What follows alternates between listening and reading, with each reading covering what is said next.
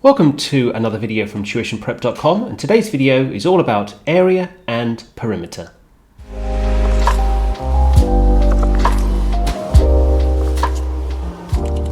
So here is a very typical area and perimeter question that you might come across in the 11 plus. So we have a rectangle of which the perimeter is 180 centimeters. And what we also know is that the length of the rectangle is 5 times greater than the width. So the question we need to answer is, what is the area of the rectangle? So first let's label our rectangle there with the key labels. And let's be absolutely clear in our minds what the perimeter is. So the perimeter is 180 centimeters, and that is the distance all the way around the edge of the rectangle. So from the length there plus the width, and the length there plus the width again. And what we also know is that this length here is 5 times greater than this length here.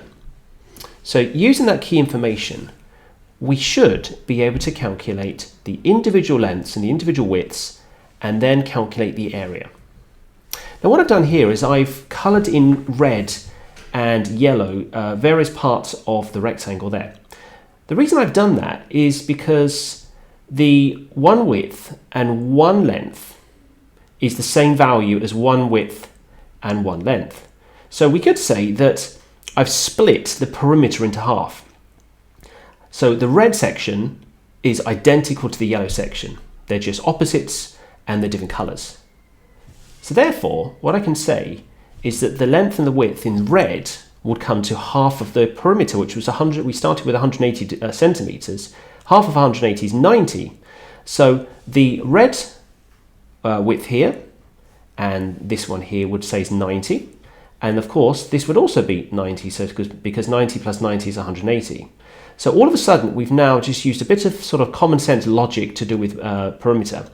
And we can now say that the width plus the length, specifically this one and specifically this one, is 90 centimeters. So where do we go with that information? Well, we're going to look at towards the next fact down here, which tells us that the length here is 5 times greater than the width. So how are we going to show that? Well, I'm using my trusty and favoured method of mathematical calculation, which is to use a bar model. So what I'm going to do is I'm going to represent the width and the length by using bar models. I'm going to start with the width because the width is a standard unit, and I'm just going to call it a rectangle, or it could be a square. Okay, but what I know is that if the width is 1 unit, the length is 5 times greater. It's going to be 5 units or 5 amounts more, 5 times more, not 5 more, but 5 times greater. So I'm going to represent that with 5 bars like that. I've got 1, 2, 3, 4, and 5. So we can see here that the length is 5 times greater than the width. So what I've done is I've represented this sort of this sentence here graphically into what we call a bar model. But that's not where I'm going to stop there. I'm going to keep going with some more data. What I've also got is the fact that the total of the width and length is 90 centimeters, and we worked that out from the previous slide.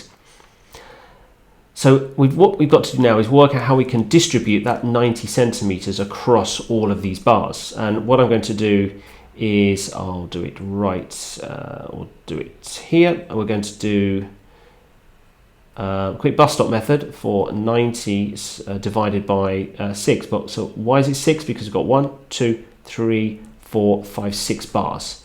So 6 there. So let's do our let's do our bus stop method.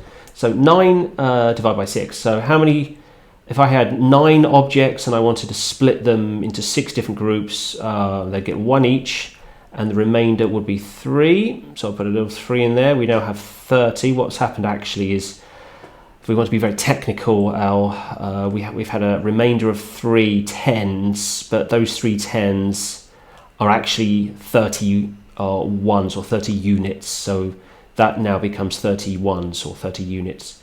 Now, how are we going to split 30 across 6? Well, I know 6 multiplied by 5 will give me 30, so I can say it's 15.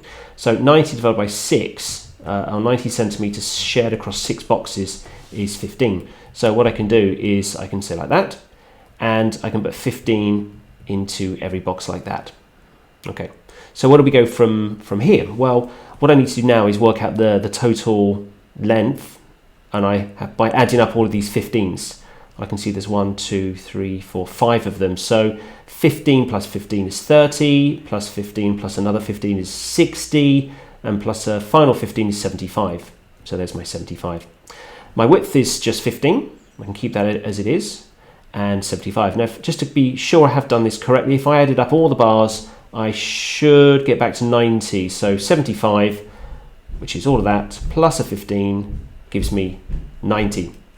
So let's put that information onto our rectangle, and there it is there. So 75 goes there, and width, and also as you can see, the length is now 5 times greater than the width, because 15 times 5 would give me 75. So I know I've done that correctly. And the final step is to simply calculate the area, which we know is length times width. And let me just put an area in there, just so we're very clear. Area equals L times W. And what we know is our answer is going to be with a centimetres squared like that. So what we need to do is 15 multiplied by 75, which I've got here. So double digit multiplication is probably going to be the quickest way. So let's start here. 5 times 5 is 25, and I'm going to put a tiny little 2 there, which it's tiny, I don't want to use it later on. 5 times 7 is 35, add 2 is 37. Okay, I'm going to just scrub that 2 out so it doesn't get muddled up with some later calculations. We're on to the tens column, so I'm going to add a 0. 1 times 5 is 5. 1 times 7 is 7. There we go. Now I'm going to do column addition. 5. 7 plus 5 is 12. My 1 there. 7 plus 3 is 10. Plus 1 is 11. So I can say that the area, I'll put it here, area equals, I'll put centimetres squared there. So the final answer is area equals 1,125 centimetres squared. I hope you found that question useful. Stay tuned for more questions related to 11 plus at tuitionprep.com.